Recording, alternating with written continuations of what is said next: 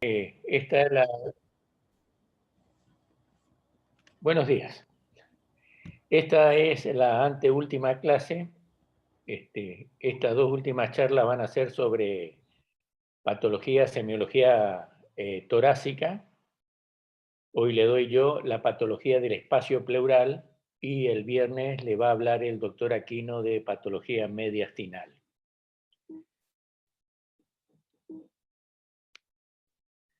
Entonces vamos a ver un poquito lo que es el espacio pleural y cuáles son las patologías que podemos encontrar ahí. Primero vamos a definir, por supuesto, lo que es el espacio pleural, que es una cavidad o un espacio que es virtual, habitualmente no existe, y está limitado por la pleura visceral, que cubre la cara interna del tórax, y la pleura parietal, que tapiza la superficie interna de la caja torácica, el diafragma y el pulmón y el mediastino. Como dije, normalmente esto es una cavidad que es virtual, no existe, salvo en condiciones patológicas.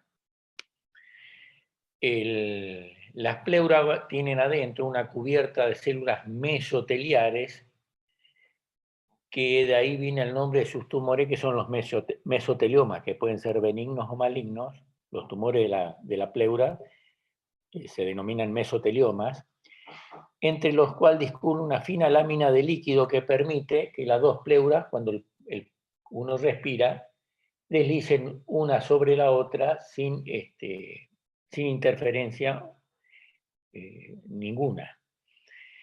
Esta fina capa de líquido en total tiene un volumen de 1 mililitro, o sea, es muy finito la capa de líquido. El pulmón las pleuras pueden producir 100 mililitros al día. Eso se va produciendo y se va absorbiendo, o sea, forma como una barrera metabólica.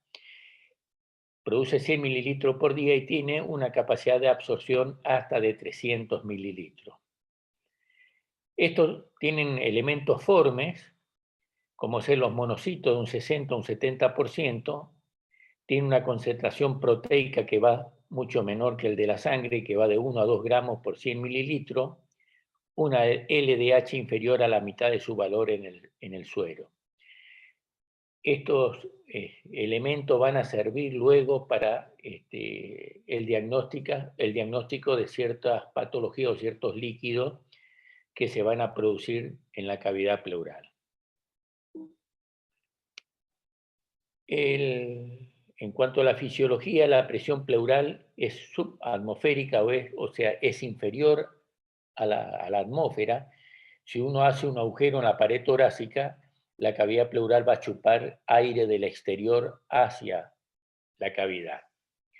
Esa presión subatmosférica, o sea, presión negativa con respecto a la atmósfera, aumenta durante la inspiración a -4 a -8 centímetros de agua. Y durante la expiración sube un poquito, o sea, se hace menos negativa durante la expiración, que va de -2 a -4 centímetros de agua. Por supuesto que los dos espacios, tanto derecho como izquierdo, mantienen igual presión negativa, la misma presión negativa. Esto hace que el mediastino se encuentre centrado en el medio. Eso es muy importante, sobre todo para la circulación venosa, la circulación del retorno hacia el corazón, porque esa presión negativa facilita el retorno venoso, el retorno de la sangre hacia el corazón. Esta presión pleural, que normalmente es negativa con respecto a la atmosférica, como dije, puede hacerse positiva en condiciones normales o en condiciones patológicas. En condiciones normales se puede hacer negativa durante la tos, la maniobra de Valsalva, o sea, la expiración forzada con la glotis cerrada, la contracción abdominal. En esas condiciones se puede positivizar. Y en condiciones patológicas se puede volver positiva cuando este espacio pleural está ocupado por gas, que en ese caso se llama neumotórax, por líquidos claros, como puede ser un hidrotórax, por sangre, como puede ser un hemotórax, con tejido linfático, que es el quilotórax, o con pus, material purulento, que es el piotórax o empiema pleural. O también se puede hacer positivo si hay un traspaso de vísceras abdominales hacia el tórax a través de una brecha diafragmática, como puede ser una hernia diafragmática o una eventración traumática. Pero en condiciones normales, como vimos, es negativa, con las presiones subatmosféricas iguales en los dos hemitórax, y eso mantiene, y esto es importante, al mediastino centrado en el medio, lo que permite también, aparte de una buena respiración, un buen retorno de la sangre hacia las cavidades derechas del pulmón. Entonces, vamos a ver cuando acumula ciertas sustancias, cómo se denomina y cómo se altera la fisiología del pulmón en estas condiciones patológicas cuando está ocupada este espacio pleural por líquido, sangre, agua o gas. Si está ocupado por aire o gas, se denomina neumotórax. Entonces, la presencia de gas o aire en la cavidad pleural se denomina neumotórax. Ese aire que está dentro de la cavidad pleural puede venir desde el interior, o sea, desde el parénquima pulmonar, y se va a denominar un neumotórax cerrado, porque viene de adentro. Si viene del exterior a través de una brecha de la pared torácica, va a ser un neumotórax abierto. En cuanto a la clasificación etiológica, vamos a tener lo que es el neumotórax o mal llamado neumotórax primario o espontáneo, donde aparentemente no hay causa, pero siempre existe una causa, aunque sea mínima, de producción. El neumotórax secundario o sintomatológico de otra patología, como puede ser la rotura de un quiste hidatídico, una perforación de la pleura por un cáncer de pulmón, etcétera, ese es el secundario. El provocado, antes había un provocado médico, digamos, que uno provocaba a propósito el neumotórax, como antes de la era de la medicación para la tuberculosis, uno provocaba un neumotórax a propósito para colapsar las cavidades, las cavidades que producía la tuberculosis, pero no se usa más desde que hay tratamiento médico para la tuberculosis, o el iatrogénico, el que producimos nosotros sin querer por hacer una punción subclavia, por la colocación de un catéter, por una endoscopía digestiva o bronquial, rompemos el esófago, rompemos el bronquio y se provoca un neumotórax. Es el neumotórax iatrogénico. También aquí colocamos lo que se denomina el neumotórax por barotrauma. Son aquellos enfermos que están en un respirador a presión positiva y a veces por mucha presión que uno le da al respirador puede provocar una rotura del parénquima pulmonar y la pleura visceral y provocar el neumotórax. Y el otro que es bastante común es el traumático, que puede ser por traumatismo abierto cuando hay una comunicación con el exterior o por un traumatismo cerrado. No hay una comunicación con el exterior, pero por ejemplo una costilla perforó el pulmón y provocó un neumotórax. Habitualmente los neumotórax son unilaterales, o sea, de un solo lado, pero puede ocurrir, como en el caso en algunos barotraumas o algunos traumatismos severos, que el neumotórax sea bilateral, o sea, de las dos cavidades pleurales. Habitualmente los neumotórax son normotensivos, o sea, llegan a la presión atmosférica, pero a veces hay más presión dentro de la cavidad pleural que en la atmósfera afuera, y ahí se establece lo que es el neumotórax hipertensivo, que en realidad esto es una emergencia, como vamos a ver después. El neumotórax es una urgencia, el normotensivo, pero el hipertensivo es una emergencia y vamos a ver después por qué es una emergencia. Esto en cuanto a la clasificación, digamos, etiológica. El espontáneo, mal llamado espontáneo, siempre existe algún elemento que se rompió. El espontáneo puro, el auténtico, digamos, ocurre en pacientes jóvenes de alrededor de 20 años. Paciente que se encuentra en buen estado general, sano, sin ninguna patología, que de repente siente una puntada de costado, intenso dolor, a veces con disnea, a veces con tos, y se provoca una rotura de una, digamos, por eso no es espontáneo, siempre existe algo. Se rompe un blef, como acá se puede ver, que son cavidades de aire en el parénquima pulmonar, generalmente localizado en los vértices de los lóbulos pulmonares. El blef se define como una cavidad aérea de menos de 1 centímetro. En cambio, las bullas son cavidades aéreas del pulmón mayor a 1 centímetro. Entonces, generalmente se rompe una bulla o un blef en el espontáneo y provoca, como se ve en esta tomografía, un neumotórax. Fíjense, de este lado, a la izquierda de ustedes, se ve el pulmón totalmente expandido, con la trama broncovascular completando toda la superficie pulmonar, y en su lado derecho se ve el pulmón colapsado, no hay trama broncovascular por fuera de la silueta pulmonar como se ve acá. Este es el mal llamado espontáneo, habitualmente ocurre en pacientes jóvenes, alrededor de 20 años. Esto ya es un espontáneo por un espacio aéreo mayor de 1 centímetro. Esto es la imagen toracoscópica, acá ustedes pueden ver las costillas, los espacios intercostales, el parénquima pulmonar y una bulla pulmonar. La bulla pulmonar, como dije, es un espacio aéreo mayor a 1 centímetro. El bleps es menor a 1 centímetro y la bulla mayor de 1 centímetro. Si esto se rompe, el aire del parénquima pulmonar pasa a la cavidad pleural y como es presión negativa, empieza a chupar aire y aumentar esa cavidad.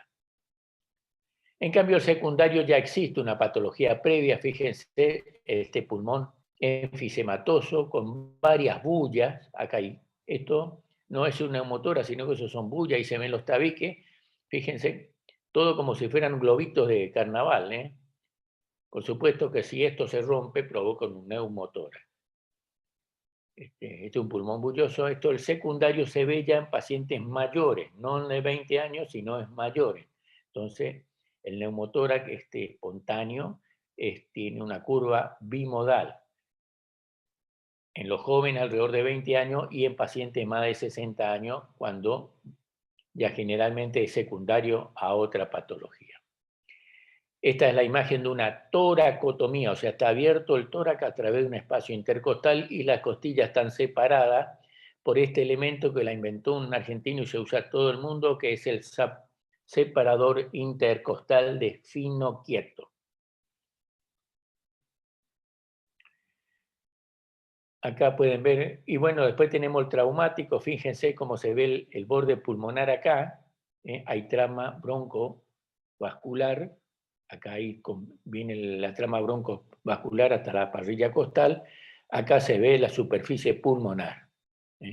Muchas veces coexiste con esto que es el enfisema subcutáneo y enfisema mediastinal, que aire en el mediastino, o aire en el tejido celular subcutáneo separando las fibras musculares. Si uno toca esta zona del paciente, van a sentir como si estuvieran tocando el papel celofán. Eso se llama la crepitación subcutánea. Como dije, es bimodal la incidencia del neumotórax espontáneo alrededor de los 20 años, que es el mal denominado primario espontáneo, y la otra curva alrededor de los 60 años, que habitualmente ya es secundario a una patología como ser una entidad, la rotura de un quiste hidatídico, la rotura de una bulla pulmonar, un pulmón enfisematoso, un cáncer, una tuberculosis, etc. Son secundarios a una patología ya evidente del paciente. Y también tenemos el traumático, el traumático. La patogenia, o sea, el grado de colapso del pulmón. El pulmón se puede colapsar totalmente y eso ocurre generalmente en los jóvenes que tienen un pulmón sano. En cambio, los viejos tienen un pulmón ya fibrótico y no se colapsa totalmente. Entonces, el grado de colapso pulmonar va a depender del gradiente extensional bronquiopleural, o sea, la diferencia de presión entre el bronquio y la cavidad pleural, en el tamaño de la comunicación, en la elasticidad pulmonar. Los viejos tienen poca elasticidad, entonces generalmente no hacen un colapso total, el joven sí, y en el estado previo del árbol bronquial. La clínica es en este espontáneo porque el traumático tenemos el antecedente del traumatismo. En el iatrogénico tenemos el antecedente también de la punción subclavia, de la endoscopía previa, del barotrauma si está respirado. Pero en el espontáneo, el paciente de golpe siente un dolor tipo intenso, tipo puntada de costado, puede tener disnea o no, dependiendo del colapso pulmonar y el estado previo del pulmón del paciente, tos seca, y a la semiología tiene la triada de Gaillard. O sea, si ustedes van a ocultar como el pulmón está colapsado, no está funcionando, de ese lado, y hay interposición de gas entre el pulmón y la cavidad pleural, van a sentir disminución o ausencia de las vibraciones vocales. Si van a percutir, hay timpanismo o hipersonoridad, y también hay disminución o ausencia del murmullo vesicular.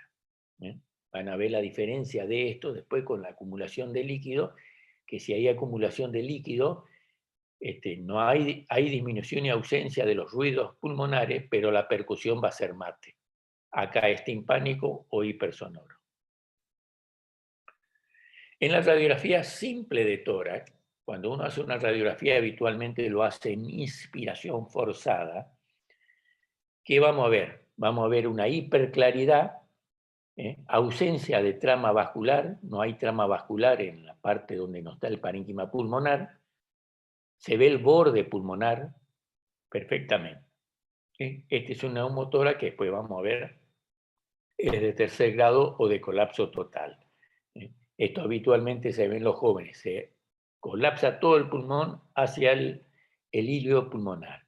Ahí está el lóbulo superior, el lóbulo inferior y el medio está escondido. Si uno tiene duda, debe hacer la misma placa en expiración forzada, porque ahí aumenta la densidad del colapso. Se ve un poquito mejor, sobre todo en los neumotórax chiquitos. Esto en cuanto a la radiografía. También solemos clasificar sobre todo al neumotórax traumático, también al espontáneo, pero sobre todo al traumático, en 3 grados. Hay un cuarto grado que es más clínico que radiológico, que es el hipertensivo. Lo solemos clasificar en 3 grados. El de primer grado, cuando en la radiografía de tórax con el paciente erguido, o sea, sentado o parado, el borde pulmonar se encuentra por fuera de la línea hemiclavicular. Ese es el neumotórax, digamos, de primer grado o neumotórax del 10%. El de segundo grado es cuando el borde pulmonar se encuentra a nivel de la línea hemiclavicular, también denominado el neumotórax del 50%. Y el del tercer grado o colapso total o neumotórax del 100%, el borde pulmonar se encuentra por dentro de la línea hemiclavicular. Esta es la forma de clasificar el neumotórax de acuerdo a la radiografía de tórax de frente con el paciente erguido. Y existiría un cuarto, pero como esto es clínico y es una emergencia, habitualmente no lo mandamos a hacer la radiografía, porque el enfermo se le puede morir en el segundo siguiente. Esto es lo que es el neumotórax hipertensivo. El neumotórax hipertensivo se establece cuando hay un sistema de válvula que permite que cada inspiración se acumule más aire dentro de la cavidad pleural que no puede ser eliminado en la expiración. Entonces, en cada inspiración hay más aire y más presión en esa cavidad, que ya supera ampliamente a la atmosférica, en esa cavidad pleural. ¿Y qué va pasando con cada inspiración? Se acumula más aire. Eso va aumentando, colapsa totalmente el pulmón de ese lado, empieza a desviar el mediastino hacia el lado contralateral y termina comprimiendo el pulmón del otro lado. Entonces el enfermo se le está asfixiando. Pero no solamente está el problema respiratorio, sino también el problema del retorno venoso, porque se está acodando mucho el mediastino y eso impide que entre sangre hacia la aurícula derecha desde las venas cavas. Y eso, por supuesto, disminuye el volumen de eyección ventricular. No solamente tiene un colapso respiratorio, sino también el enfermo tiene un colapso circulatorio. Fíjense esta placa. Está totalmente aumentada la cavidad pleural. Esta imagen se llama la imagen de la columna desnuda, porque habitualmente no se ve perfectamente, no se ve nítidamente la columna, una radiografía de tórax. Acá está el signo de la columna desnuda, el mediastino desviado totalmente hacia el otro lado, el pulmón contralateral colapsado también, apretado, digamos, los espacios intercostales aumentados porque la presión le abre la parrilla costal y la plana al diafragma. En la parte clínica, el enfermo está sumamente disneico, tiene ingurgitación yugular porque la sangre no puede penetrar hacia las venas cava y hacia la aurícula derecha, está con ingurgitación yugular, está sumamente disneico, la tráquea, si ustedes la miran, está totalmente desviada hacia el lado contralateral. Esto no tiene ruido de este lado, muy disminuido en el lado contralateral, ingurgitación yugular marcada, sumamente el enfermo disneico y la muerte sobreviene en los segundos siguientes. Y esto se evita, primero el diagnóstico diferencial de esto es con otra patología de emergencia sumamente grave que es el taponamiento cardíaco. Pero en el taponamiento cardíaco no hay hipersonoridad y hay alejamiento o se escuchan muy bajo los latidos cardíacos porque el pericardio está rodeado de sangre. Las dos, y también tiene ingurgitación yugular, pero el taponamiento cardíaco tiene los ruidos respiratorios normales y pocos ruidos cardíacos. Los dos tienen disnea, los dos están pálidos, los dos tienen, están cianóticos, perdón, los dos tienen ingurgitación yugular. El tratamiento de urgencia de esto para salvar la vida del enfermo es una maniobra muy simple. Es colocar una aguja dentro del espacio intercostal para que ese neumotórax hipertensivo escape aire a través de la aguja y se vuelva normotensivo y después vamos a tratar el neumotórax normotensivo que ya no es una emergencia, sino que es una urgencia. Pero salvamos la vida del enfermo. Por eso que estos pacientes habitualmente no los mandamos a rayo porque el diagnóstico es clínico y el tratamiento de urgencia es la toracocentesis para que, digamos, pierda sangre. Y habitualmente colocamos una aguja gruesa o una boca en el segundo o tercer espacio intercostal en la línea hemiclavicular por debajo del reborde costal, por arriba del borde de la costilla, perdón, para no lesionar los vasos intercostales que vienen por el borde inferior de la costilla. Ahí lo transformamos en normotensivo, el enfermo se compensa y después le hacemos el tratamiento definitivo. El taponamiento cardíaco lo mismo, se hace una punción, una pericardiocentesis subsifoidea, se coloca una aguja en la cavidad pericárdica por debajo del reborde costal, se sacan 20-30 centímetros cúbicos de ese líquido que habitualmente es sangre del pericardio, y con eso compensamos momentáneamente al enfermo para el tratamiento definitivo después. Hay otra entidad que es traumática, que es el neumotórax abierto, que es cuando hay una brecha en la cavidad torácica que comunica con el exterior. También es una emergencia porque el enfermo cada vez que inspira, entra aire dentro de la cavidad pleural,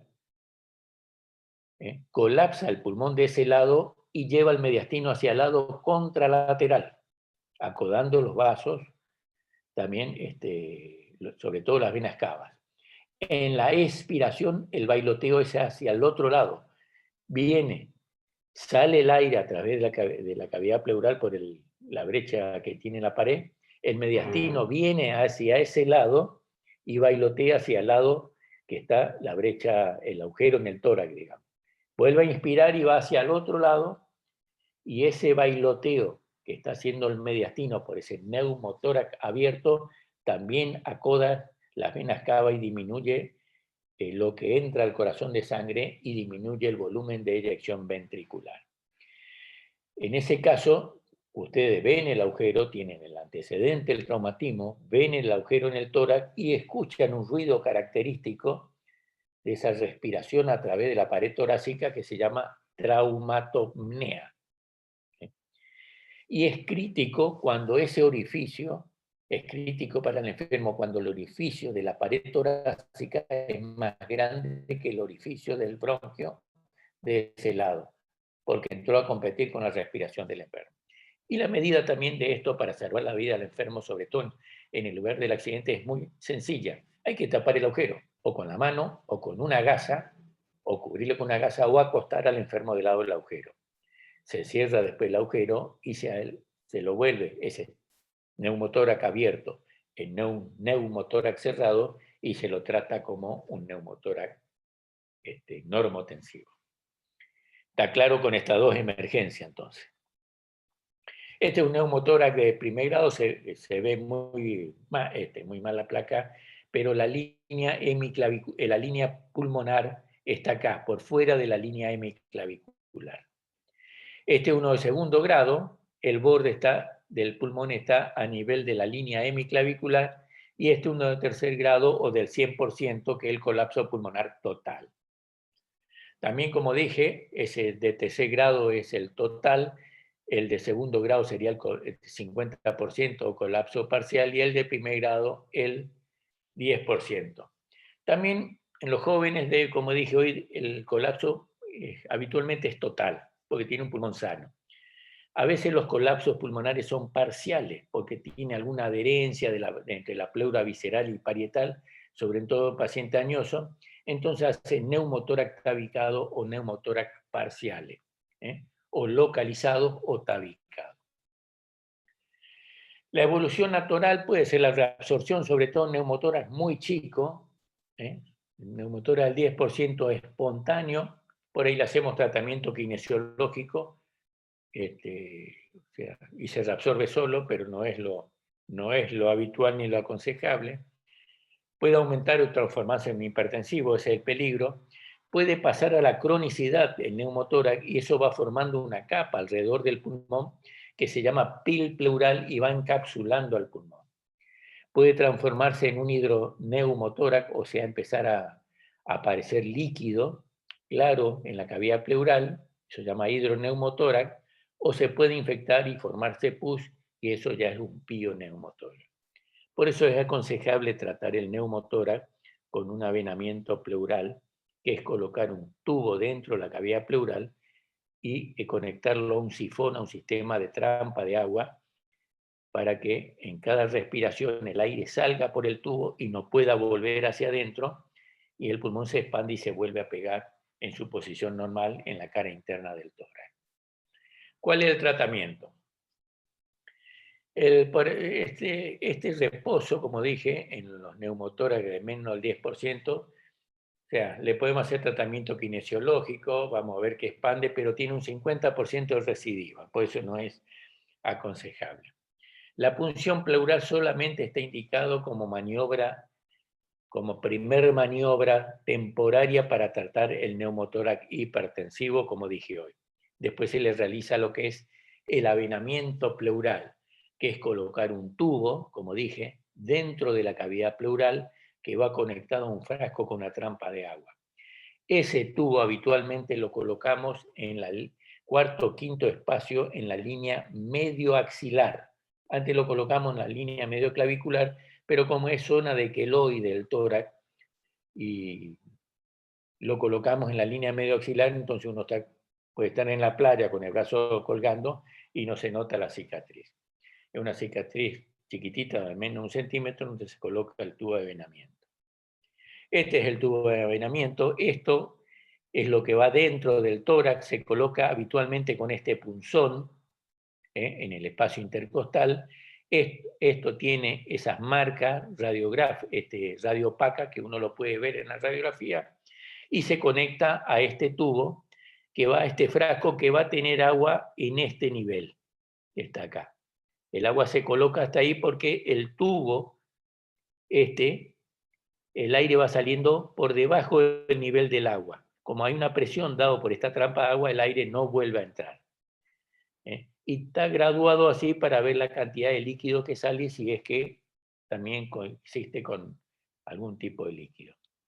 Este otro tipo de frasco, ahí está, este es el avenamiento con el punzón, la forma de colocarlo, esto se hace con anestesia local, pero previamente le colocamos una media ampolla de atropina para evitar el reflejo vagal, porque el enfermo le puede hacer un shock y se le puede morir por un shock neurogénico al tocar la pleura.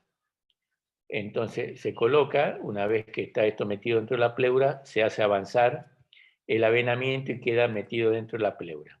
Después se conecta al frasco, ahí está la línea medio axilar, en el quinto, sexto, cuarto, entre el cuarto y sexto espacio intercostal, línea media axilar. Este frasco nunca debe estar arriba del nivel donde entra en el tórax, porque si no, la presión negativa le va a chupar el agua que está dentro del frasco. Ahí está colocado el tubo, ahí está el frasco, y fíjense, para trasladar el enfermo después a la pieza o a la sala de rayo, se clampea con esta coger, se cierra el tubo para que esto no quede arriba del nivel del enfermo y le chupe el aire. Bueno, le colocamos el avenamiento. Si lo habitual es que expanda el pulmón, expanda, le dejamos 4 o 5 días que eso pegue bien el tubo. Al cuarto o 5 días le sacamos una radiografía. Si está bien, le sacamos el tubo y el enfermo se va a la casa. Pero pueden ocurrir otras situaciones. Que ustedes coloquen el tubo, que el tubo esté bien colocado, que el pulmón se expanda totalmente y el frasco siga burbujeando aire, como si fuera un sifón de soda. Cada vez que respira el enfermo, salen burbujas de aire. En ese caso esperamos más días hasta que deje de burbujear. La otra situación que puede ocurrir es que el pulmón quede colapsado y no burbujee el tubo. Quiere decir que puede existir algo en la tráquea o en los bronquios que impide que el aire llegue a ese pulmón. En ese caso hay que hacerle una broncoscopía al enfermo para ver si hay un tapón mucoso, coágulo, moco o un cuerpo extraño que está impidiendo que el enfermo, el pulmón, se expanda. Entonces, si está colapsado el pulmón y no burbujea el frasco, quiere decir que hay algo en la vía respiratoria que hay que sacar por broncoscopía. La otra situación es que el pulmón esté colapsado y el frasco burbujee. Eso quiere decir que el agujero que tiene el pulmón es suficientemente grande que impide que se expanda y pierde todo el aire. Ese enfermo debe ser llevado a cirugía. Y se le hace habitualmente una toracoscopía, o sea, se opera por agujerito y se cierra el orificio de alguna forma para que el pulmón vuelva a expandirse. Esto se hace en el neumotórax de la primera vez. Si el neumotórax viene recidivado, o sea, tuvo un neumotórax y viene recidivado, ese enfermo debe ser operado ya en ese episodio, en la segunda vez. O sea, en el primer neumotórax le hacemos un avenamiento pleural y es quirúrgico en esas situaciones que le dije. El de segunda vez, el neumotórax recidivado, es quirúrgico de entrada. No le hacemos un avenamiento, sino directamente va al quirófano. Entonces, ante el fracaso del primer tratamiento o en un segundo episodio, hay que llevarlo a cirugía, ya sea por videotoracoscopía o por cirugía convencional, por toracotomía. En el segundo episodio ya se opera. ¿Por qué se opera en el segundo episodio? Porque la recidiva de un avenamiento torácico del primero al segundo episodio es del 20%. Pero si ya hizo el segundo episodio, usted le coloca un avenamiento, tiene un 60% de probabilidades de ir a un tercer episodio. Por eso el segundo episodio debe ser quirúrgico, porque tiene más de la mitad de chance de que vuelva a repetir el neumotórax. Esta es una cirugía videoasistida porque está el orificio por donde entra la óptica, pero también tiene una toracotomía utilitaria para sacar esta gran bulla, y esto es un mecanismo de sutura mecánica, o sea, este elemento cose y corta a la vez en forma automática. Esto es para cirugía abierta, pero también vienen las suturas para cirugía cerrada. Vamos a la acumulación de sangre. Si acumula líquido se llama hidrotórax. Ahí hay que hacer la diferencia entre lo que es un trasudado de un exudado. Trasudado le da la idea de que es una transpiración, ya tiene poco elemento forme, hay poca alteración de los elementos formes, y un exudado, ya hay pasaje de elemento forme de la pleura, de la circulación hacia el líquido. Pero cuando acumula sangre se llama hemotórax. Es la presencia de sangre en la cavidad pleural. Las causas más comunes son el traumatismo, el hemotórax traumático, el neumotórax postoperatorio, o sea, luego una cirugía torácica, sangró algo y hizo neumotórax, las neoplasias, el neumotórax paraneoplásico, y son raros digamos, el neumotórax espontáneo es rarísimo, es más común el neumotórax, pero el hemotórax es rarísimo. Tuvimos una vez un caso de una endometriosis pleural, un solo caso. Cada vez que menstruaba la enferma hacía un hemotórax, hasta que se le resecó la endometriosis. Pero es raro. Entonces, tenemos el traumático por traumatismo cerrado, acá tiene un hemotórax mínimo, se rompió un vaso intercostal, por ejemplo, la pleura y sangró, pero no hay una brecha con el exterior, o en este caso, un hemotórax, en este caso del segundo grado, vamos a ver cómo se clasifica, por una perdigonada, o sea, herida de arma de fuego. Entonces, el traumático puede ser traumatismo hemotórax abierto, por traumatismo abierto cuando existe una brecha en la pared, o traumatismo cerrado. También tenemos el hemotórax iatrogénico, por punción subclavia, no son nada raros, no son nada raros. Por punciones pleurales, etcétera, provoca un hemotórax. Bueno, el espontáneo, como dije, es raro, el traumático abierto o cerrado, y el secundario, el iatrogénico, por enfermedades pulmonares como la tuberculosis, los tumores o las discrasias sanguíneas, o sea, alteraciones de la coagulación de la sangre. La presencia de la sangre en la cavidad pleural le va a dar trastornos respiratorios y trastorno hemodinámico dependiendo de la cantidad de sangre y de la velocidad con que pierde la sangre. No es lo mismo perder 500 centímetros cúbicos de sangre en 1 minuto que perderlo en 2 o 3 días. Por eso depende de la velocidad de la sangre también. La sangre que va acumulándose en una cavidad pleural, que también puede ser uni o bilateral, lo que va acumulando, aparte del problema respiratorio que está comprimiéndose el pulmón, también provoca las alteraciones hemodinámicas por la pérdida de sangre. O sea, el enfermo va a estar taquicárdico, va a estar pálido, va a estar con alteración a veces del sensorio, dependiendo de la cantidad de sangre que pierde, sumado a los síntomas respiratorios. Eso va provocando lo que también se llama un síndrome de compresión endotorácica, porque va comprimiendo el pulmón de ese lado, va desviando el mediastino hacia el otro lado y también se va comprimiendo el pulmón contralateral. El síndrome hemorrágico va a depender, como dije, de la velocidad y la cantidad de sangre que se va extravasando. Es más intensa los sangrados que vienen del sistema grande, de la gran circulación de la pared torácica, por ejemplo, de la aorta, que lo que vienen de la pequeña circulación, o sea, del pulmón. Porque la presión sistémica de la gran circulación es más grande que la presión de la pequeña circulación ósea del sistema de 30 centímetros contra los 80, 120 que tiene la circulación mayor. Aparte, el pulmón tiene un alto contenido de tromboplastina que favorecen el parado de la sangre. O sea, la sangre que viene de los vasos parietales es más intenso el sangrado porque tiene presión de la presión del gran circuito. La del pulmón tiene presión del pequeño circuito, es más baja la presión, por lo tanto el sangrado es menor. La clínica sí, va a estar relacionado con la causa. Si es traumático, generalmente son traumáticos, tiene el antecedente del traumatismo. Si tiene un cáncer, una enfermedad previa, tienen los antecedentes de la enfermedad que va teniendo.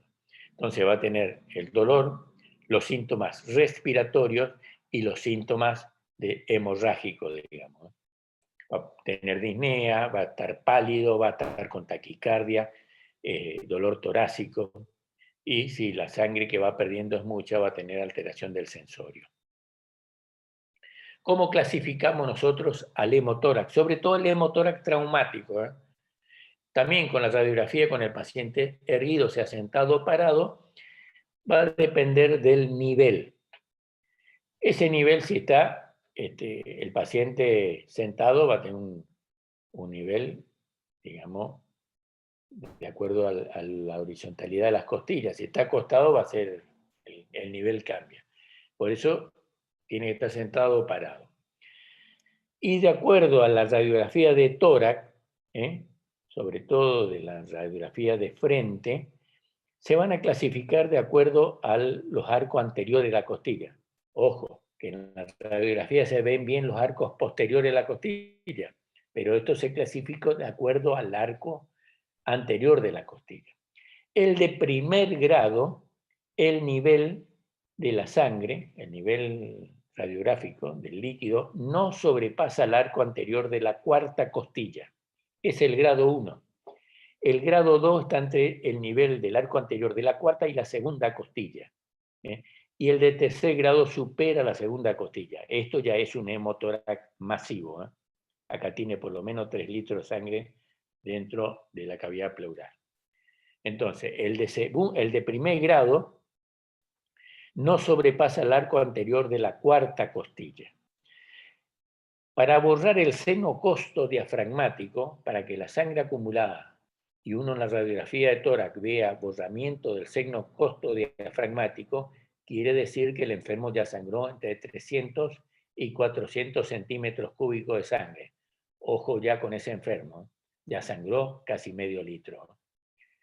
Y ese se considera de primer grado bajo. El de segundo grado va entre el arco anterior de la cuarta y el arco anterior de la segunda costilla. Ya es un hemotórax moderado. El del tercer grado está arriba del arco anterior de la segunda costilla. Esto ya es un hemotórax masivo.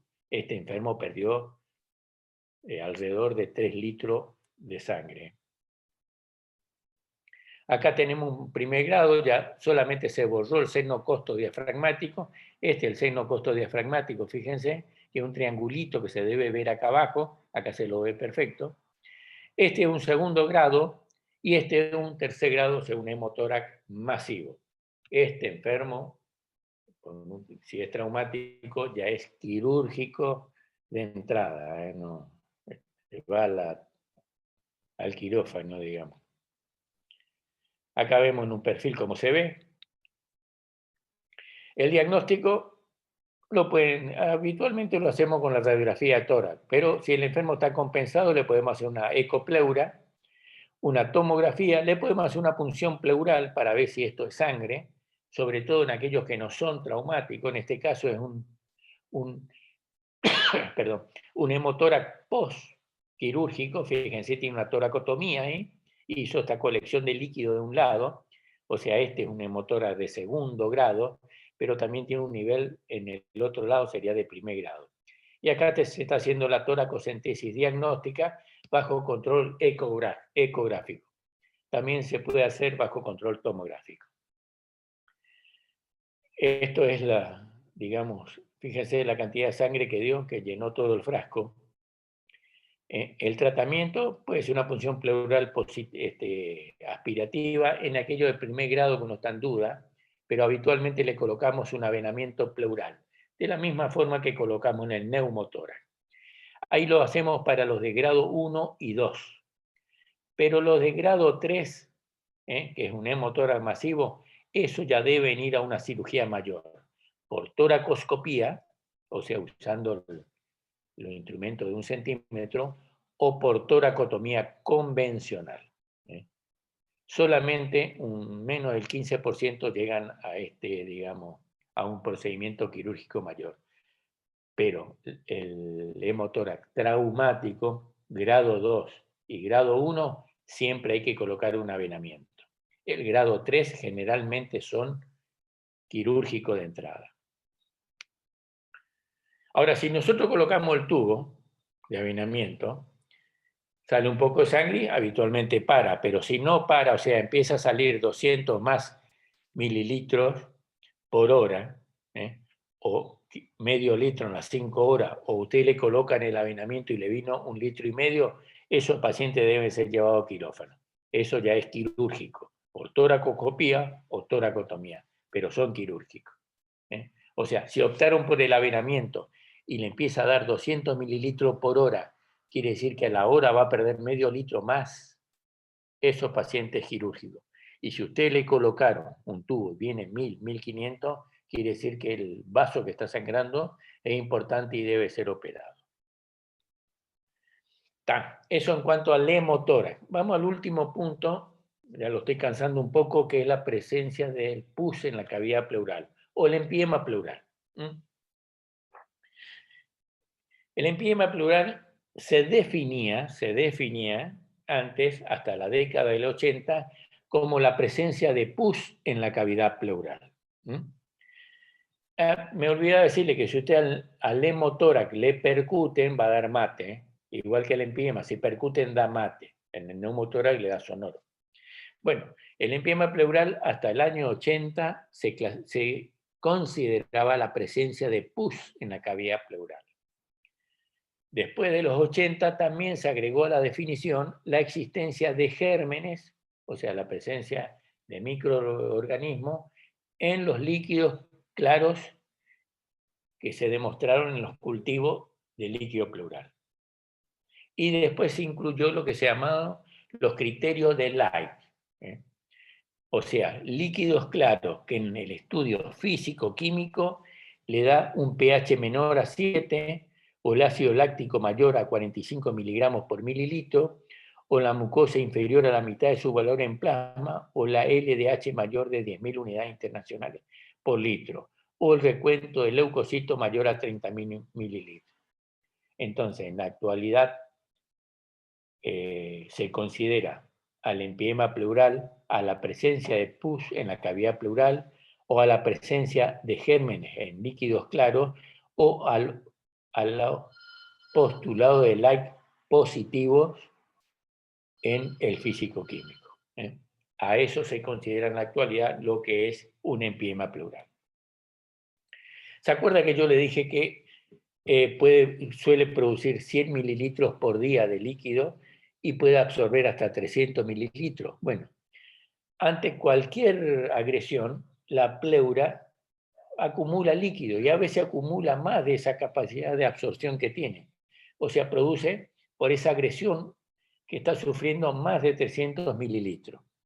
De alguna forma le llegan los gérmenes a ese líquido y ahí se establece lo que es el empiema pleural. Entonces, ante una agresión, la pleura responde aumentando la producción de líquido pleural, constituyendo un derrame pleural, que al principio puede ser un exudado, un trasudado, luego se transforma en exudado, primero un trasudado, se transforma en un exudado y después se contamina con gérmenes o hay algún elemento de los criterios de Light positivo o aparece ya francamente el pus.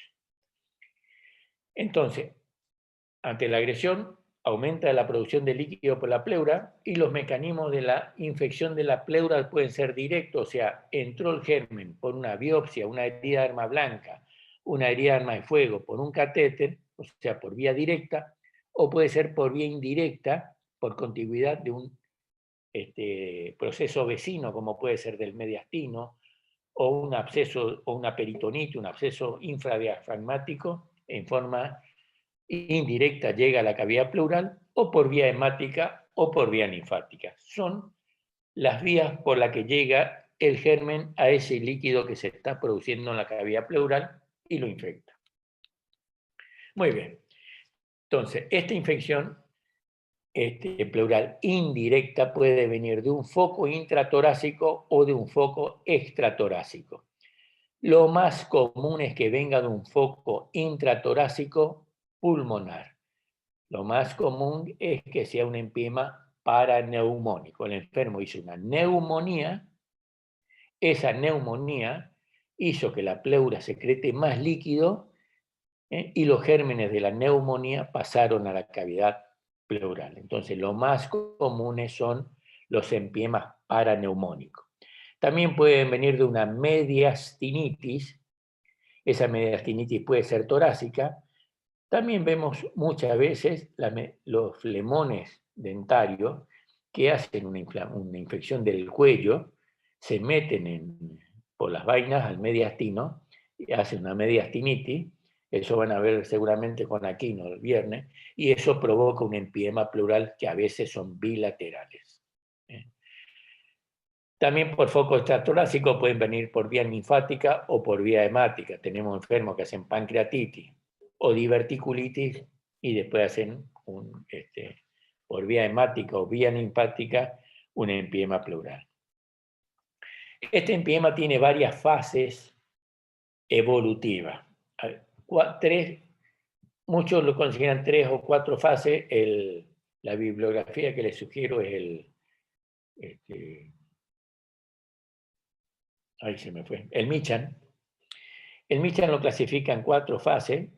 Habitualmente también se puede encontrar en 3 fases, porque juntan la tercera y cuarta fase de esta clasificación. Pero tiene un primer periodo que es el exudativo o de difusión. Acá la pleura empieza a ser líquido. Ese líquido es claro todavía, no hay pus.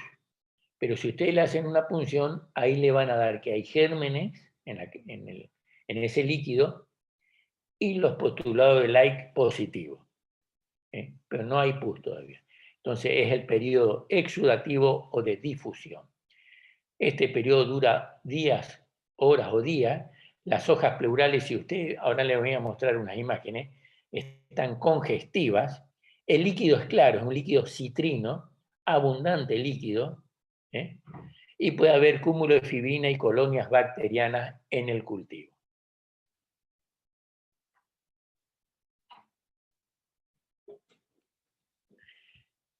Fíjense, el líquido es claro, las hojas acá están congestivas, la pleura parietal, fíjense cómo está congestiva, ahí se está aspirando el líquido. Fíjense, esto es el pericardio, este es el nervio frénico, ahí hay líquido clarito, el pulmón, no tiene, digamos, pus, no hay fibrina adherida a la pleura. Esto es el diafragma abajo, el nervio frénico, el corazón. Esto es una toracoscopía izquierda. Esa es la primera etapa.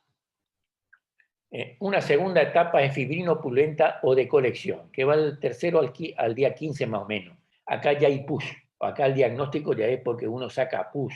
Si le hacen los criterios de está todo positivo. Si le buscan gérmenes, va a haber gérmenes. Ya hay una colección franca de pus. Hay células, están las proteínas, o sea, están los criterios Like positivos. Hay polimorfos nucleares, piocitos, copos fibrinos purulentos que cubren la serosa. Todavía no hay fibrinas espesas contra la pleura visceral, sobre todo. Esa es la segunda etapa. Fíjense cómo ya cambió. El líquido no es claro, sino hay copos de pus. Fíjense, el pulmón expande todavía. Ahí hay parénquima pulmonar pegado a la pared. Esta es la visión de una toracoscopía de un empiema de segundo grado. Tenía un tubo puesto, ahí se lo está sacando el tubo. Ahí se aspira, se va sacando toda la fibrina, eso es un aspirador, esto tiene 5 milímetros de diámetro. Se saca todo eso y hay que ver que el pulmón se vaya expandiendo a medida que uno va sacando. Esta es la segunda etapa. Si usted le hace una punción, el líquido sale francamente positivo. Ahí se está lavando la cavidad, se coloca suero fisiológico tibio y se va aspirando. Fíjense cómo ya se ve eso se llama decorticación porque se va sacando, esto es el PIL pleural. Eso nosotros denominamos la maniobra del espagueti porque es como comer los fideos, el espagueti. Con el tenedor uno le da vuelta. Se saca fácil esa fibrina. Fíjense cómo se desprende fácil, como si ustedes estuvieran pelando una mandarina. Pero ¿qué va a pasar después si uno deja avanzar? Esa capa, se van formando vasos de neoformación que van del pulmón a esa capa, avanzan los fibroblastos y esa capa ya no se puede separar del pulmón. Si uno la quiere separar, rompe el pulmón. Esa es la etapa ya avanzada, digamos. Acá se desprende fácil, como si fuera una mandarina, fíjese, uno lo empuja y saca esa capa. Esa capa se llama PIL pleural, P-E-E-L, P-E-E-L. Y esta maniobra se llama decorticación pleural más empiemectomía, que es sacar el pus de la cavidad. Esta es una imagen para que vean cómo se desprende fácilmente.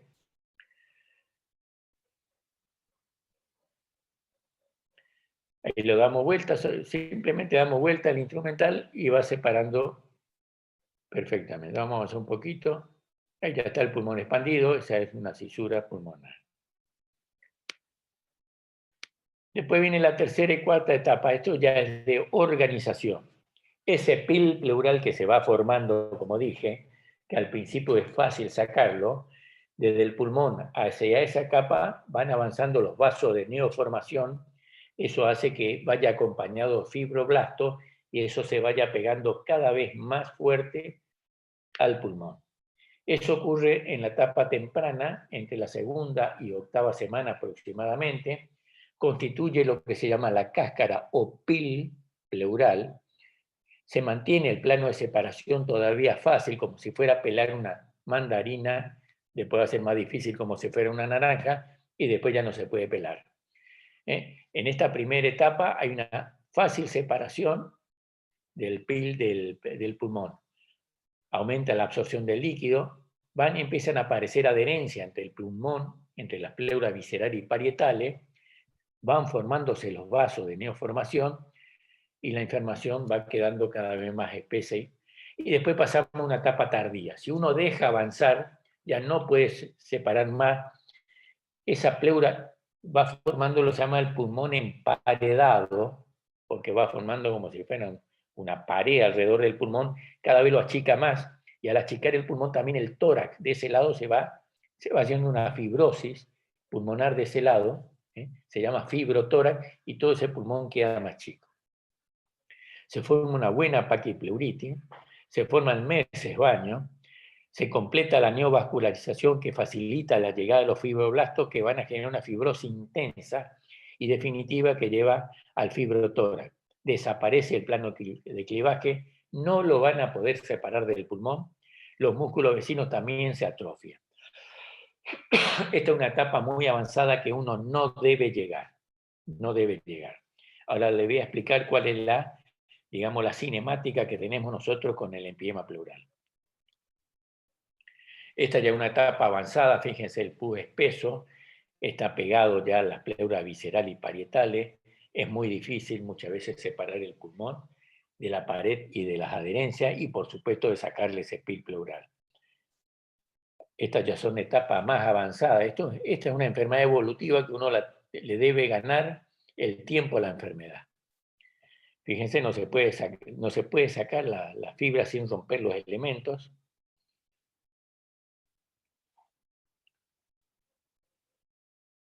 Y estos enfermos muchas veces terminan en lo que se llama la ventana pleurocutánea, terminan con un agujero en la pared que le hacemos nosotros porque hay que de alguna forma, digamos, poner a plano esta cavidad. El pulmón apenas expande, a veces no expande nada y no llena toda esa cavidad.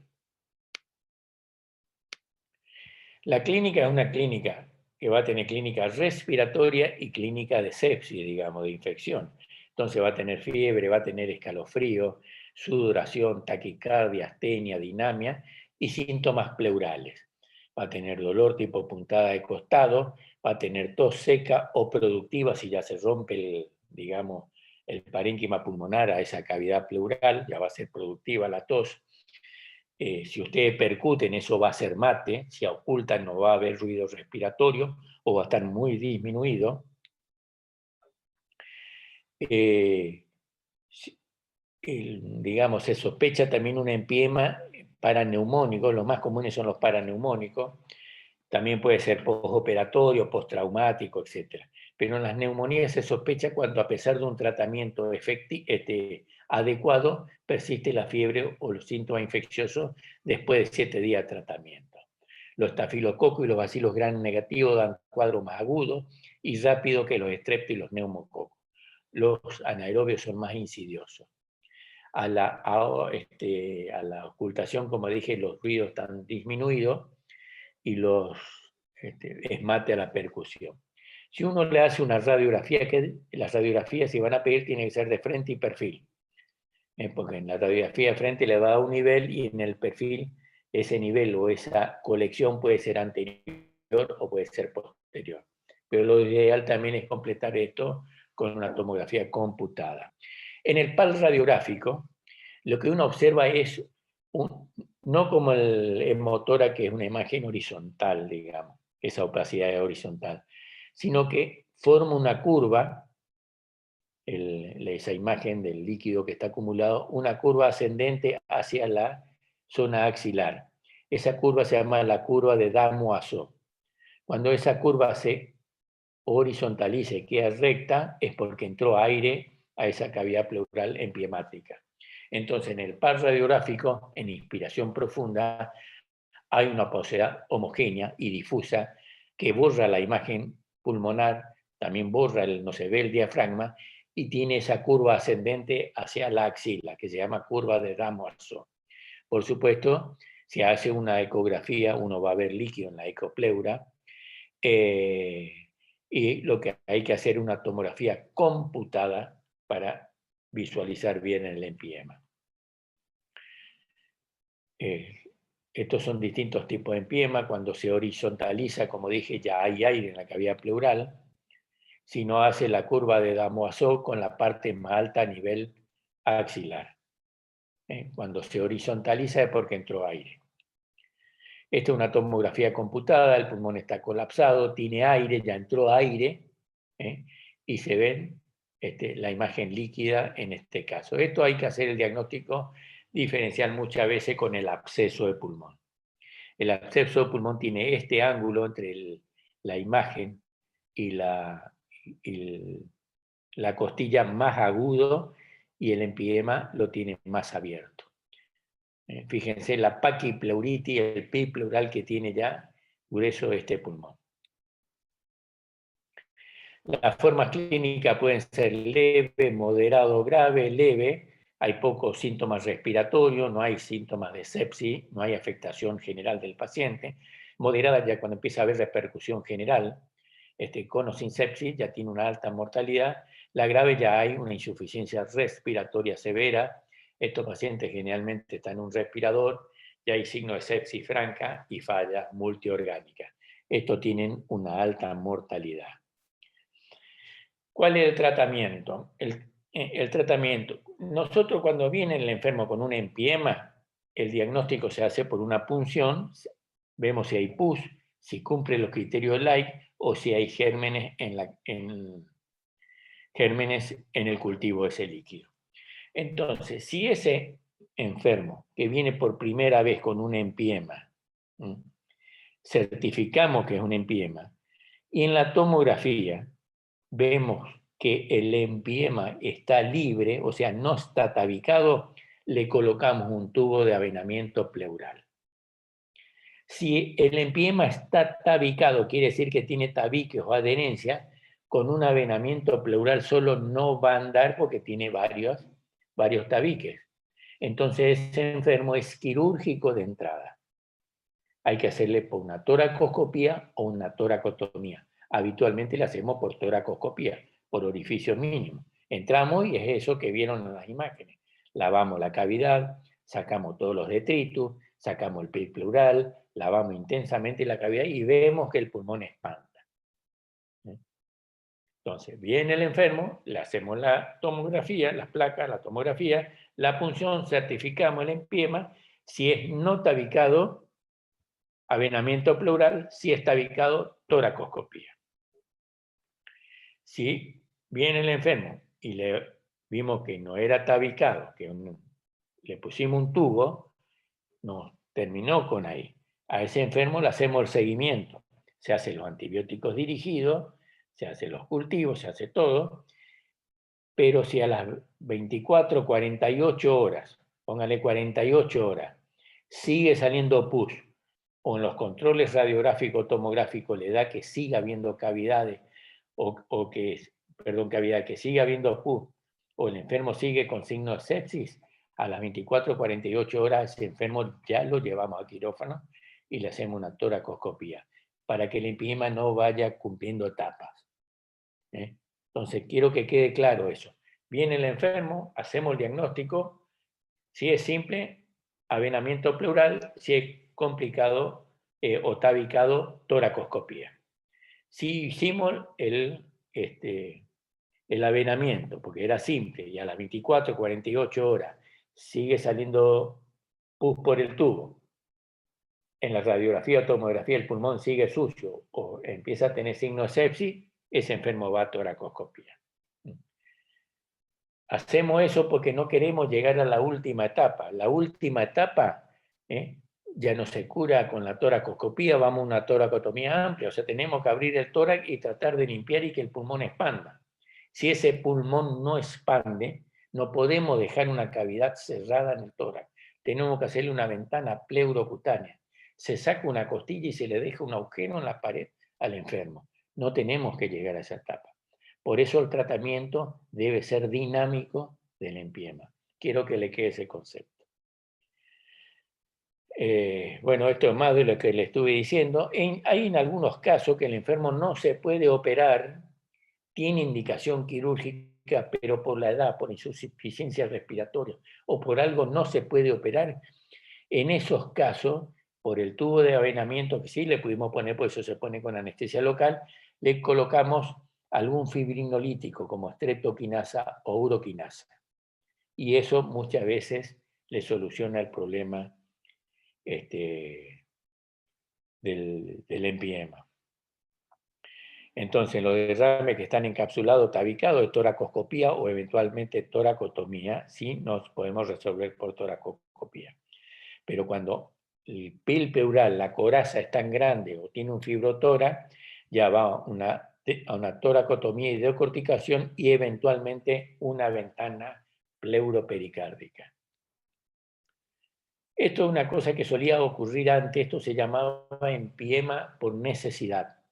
El enfermo no se curaba, no iba al médico, entonces por el empiema trata de salir por algún lugar débil, o sea, por un espacio intercostal y está a punto de hacerse una ventana pleurocutánea sola el enfermo. Esto se llama empiema de necesidad. Bueno, como dije, dentro del diagnóstico está la aspiración, a veces sale líquido citrino, acá si cumplen los postulados LAIC o hay gérmenes, ya se considera un empiema. Esta es la decorticación, en este caso una decorticación por toracotomía, fíjense, esta es una tapa fácil, pelamos como si fuera una mandarina, y esto es el PIC pleural, y ahí el pulmón se vuelve a expandir y cubre toda la cavidad. Esto es una toracotomía, esto es una toracotomía mínima, fíjense el tajo, por eso que ahora hacemos por toracoscopía, que son 3 agujeritos, uno de 1 centímetro y 2 de medio, o uno de 1 centímetro y 1 de medio. y se hace la misma cirugía que se hacía con esto antes, por toracotomía. Y esto es una ventana pleurocutánea. Fíjense, queda este agujero en la pared, queda con este defecto el enfermo, se cose la piel a la pleura, se saca una costilla y se deja esto abierto para que no quede una cavidad que se va a infectar en forma crónica.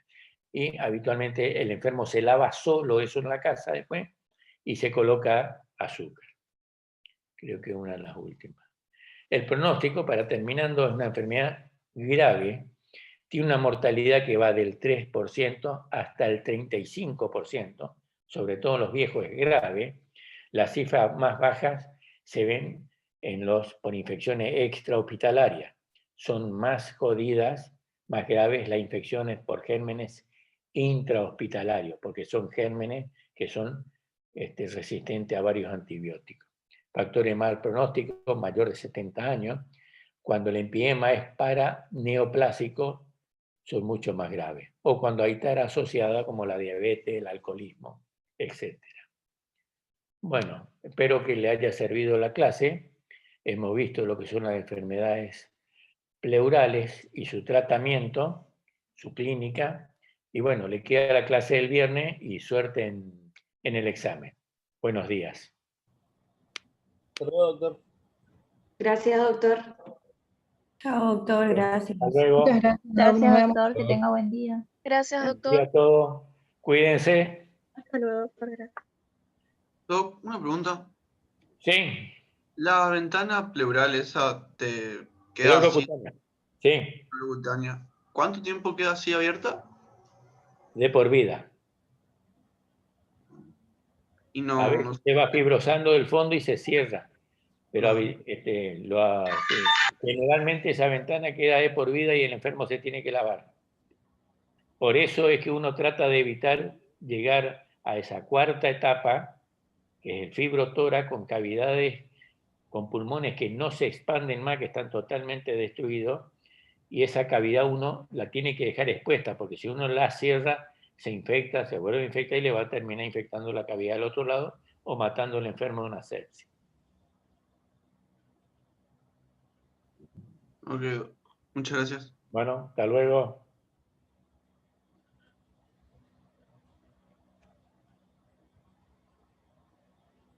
Gracias, Diego. Gracias a usted, doc. Estamos en contacto.